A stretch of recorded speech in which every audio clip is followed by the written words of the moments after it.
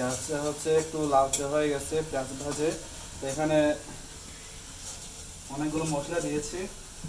পরে আমরা এইটা টমেটো কুচি করে দিলাম।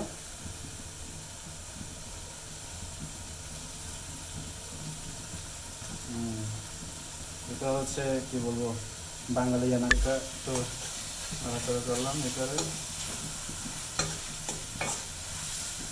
তারপরে এই যে টাস্কি মাছটা দেবো। ঠিক আছে, পানিটা একটু দিয়ে দিলাম। নদীর টাস্কি মাছ, এটা খেতে খুব মজা হবে। স্পিক। তারপরে এই যে হয়ে গেছে, 10-15 মিনিট রান্না করলে হয়ে যাবে।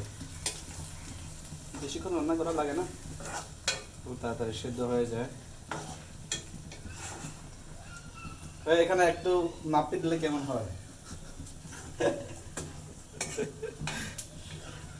নাপি দিলে ভালো হবে না অবশ্যই। ঠিক আছে।